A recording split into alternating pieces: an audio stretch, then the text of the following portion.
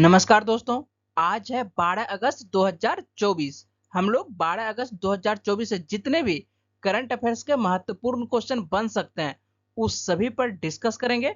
PDF आप हमारे Telegram channel से डाउनलोड कर सकते हैं। टेलीग्राम चैनल का लिंक मैंने इस वीडियो के डिस्क्रिप्शन में दे दिया है, तो आप इस लिंक पर जाकर टेलीग्राम चैनल ज्वाइन कर सकते हैं। चलते हैं हम लोग पहले क्वेश्चन पर। पहला क्वेश्चन है, अंतर्राष्ट्रीय युवा दिवस कब मनाया जाता है?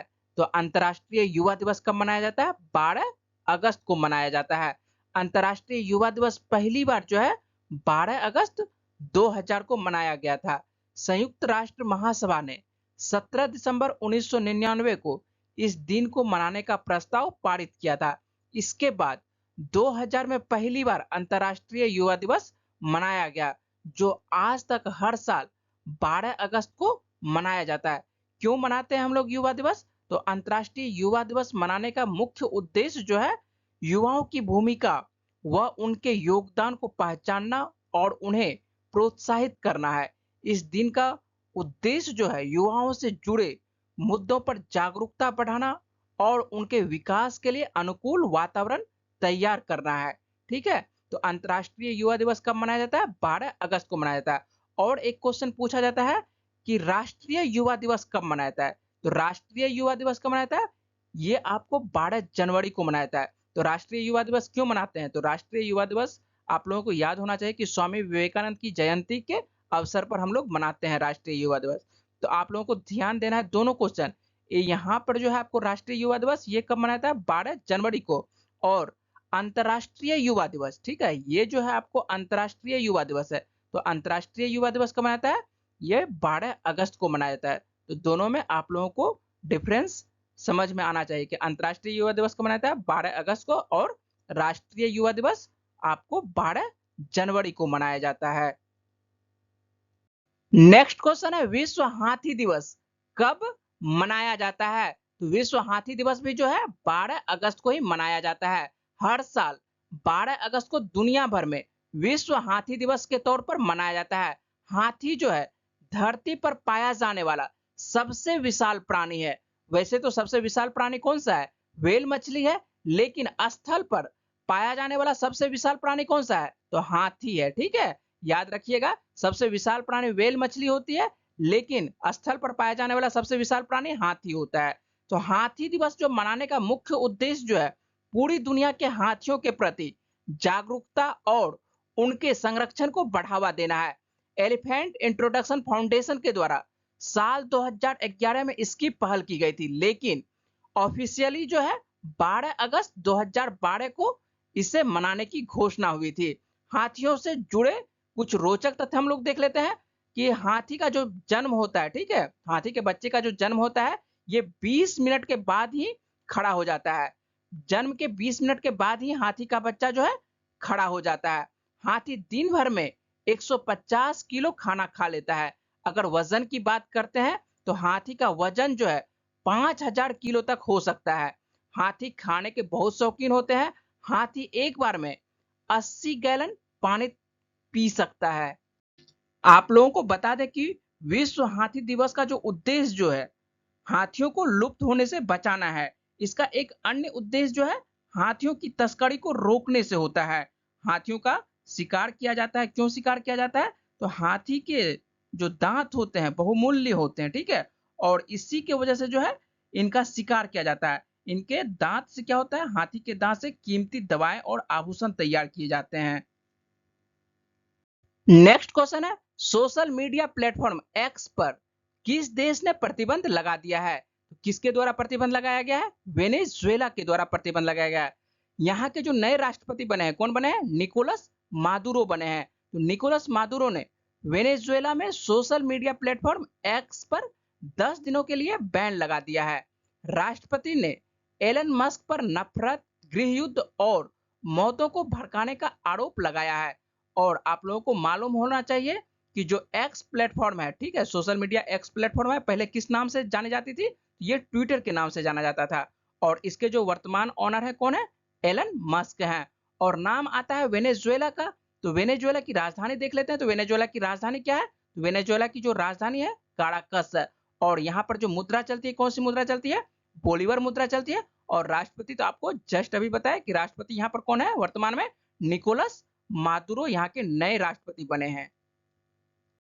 नेक्स्ट क्वेश्चन है, हाल ही में किस देश ने राष्ट्रपति द्रौपदी मुर्मू को सर्वोच्च नागरिक सम्मान ग्रैंड कॉलर ऑफ ऑर्डर से सम्मानित किया है? तो किसके द्वारा सम्मानित किया गया है?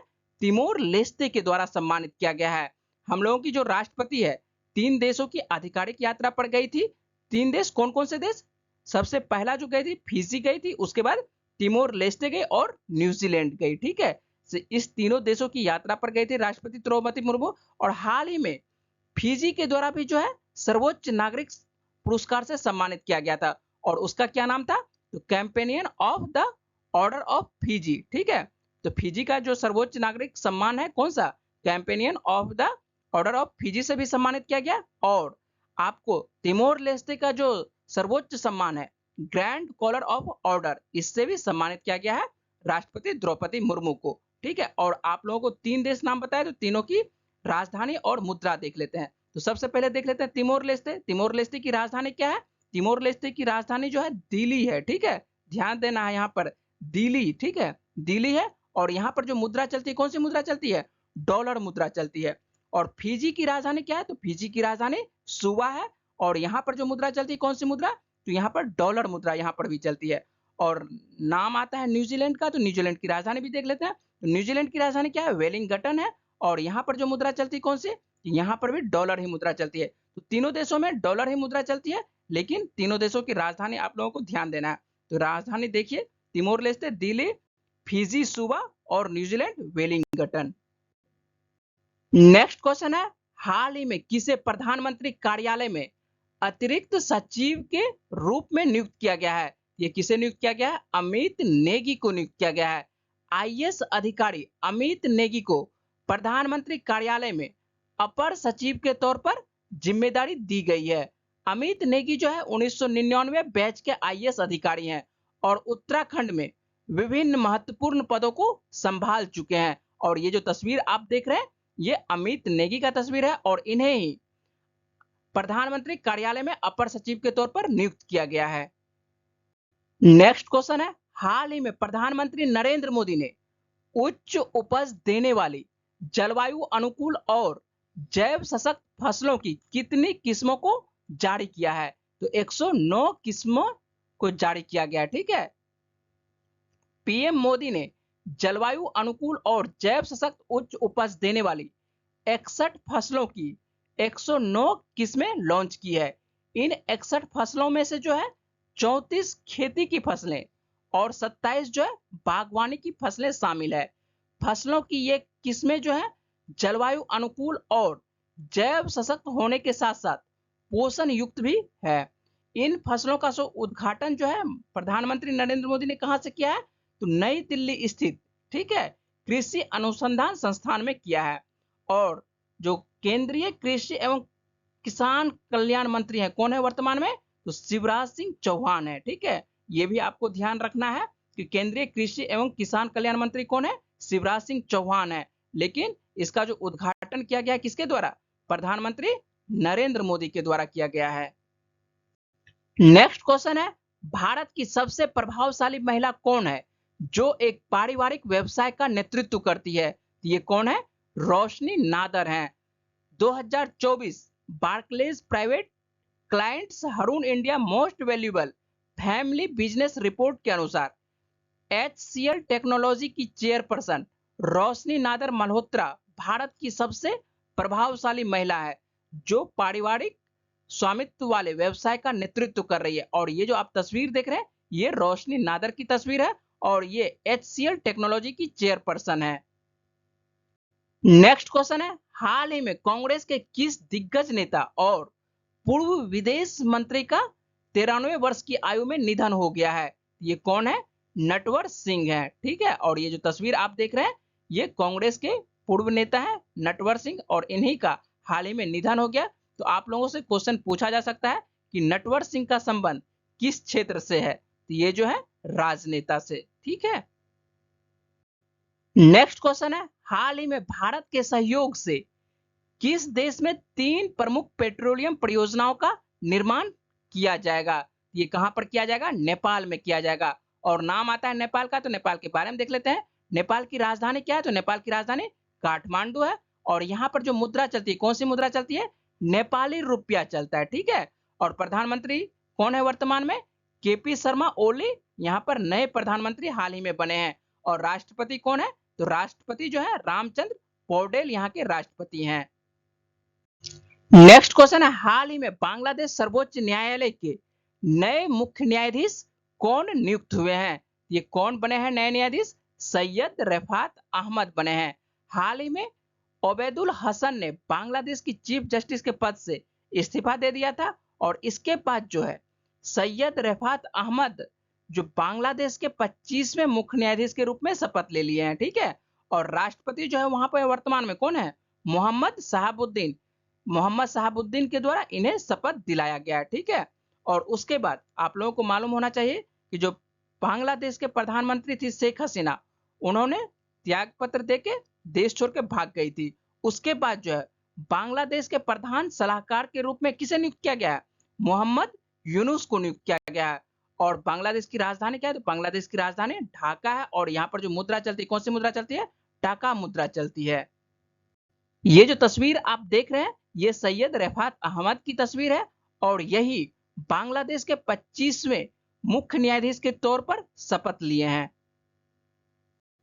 नेक्स्ट क्वेश्चन है, हाल ही में भारत सरकार ने किस देश की सीमा पर निगरानी रखने के लिए 5 सदस्यीय समिति का गठन किया है? ये कौन से देश के? आपको बांग्लादेश, ठीक है। भारत सरकार ने बांग्लादेश की सीमा पर निगरानी रखने के लिए 5 सदस्यीय समिति का गठन किया गया है, ठीक है। और बांग्लादेश के बारे में अभी जस्ट आपको बताया पिछले क्वेश्चन पर। चलते हम लोग नेक्स्ट क्वेश्चन पर। तो हाल ही में किस राज्य में मानव हाथी संघर्ष को कम करने के लिए हाथी ऐप लॉन्च किया गया है? तो किस राज्य में लॉन्च किया गया? असम में लॉन्च किया गया है। और नाम आता है असम का, तो असम के बारे में देख लेते हैं। असम की राजधानी क्या है? तो असम की राजधानी दिसपुर है। और मुख्यमंत्री यहाँ पर वर्तमान में कौन है? हिमंत बिस्वा शर्मा यहाँ के वर्तमान में मुख्यमंत्री हैं। और राज्यपाल कौन है? तो लक्ष्मण प्रसाद आचार्य यहाँ के नए राज्यपाल बने हैं। और लोकसभा की कितनी सीटें असम से आती है? 14 सीटें लोकसभा की है। और राज्यसभा की कितनी सीटें असम में है? आपको 7 सीटें असम में है। तो इस प्रकार से आज के जितने भी करंट अफेयर्स के महत्वपूर्ण क्वेश्चन बन रहे थे, उस सभी पर मैंने बातचीत और डिस्कस किए हैं। इसी तरह के डेली करंट अफेयर्स और जीएस संबंधित जानकारी के लिए मेरे चैनल को सब्सक्राइब और लाइक करें। पीडीएफ के लिए आप मेरे टेलीग्राम चैनल से जुड़ सकते हैं और यहां से आप डाउनलोड कर सकते हैं। मेरे से जुड़ने के लिए आप सभी का धन्यवाद। नमस्कार।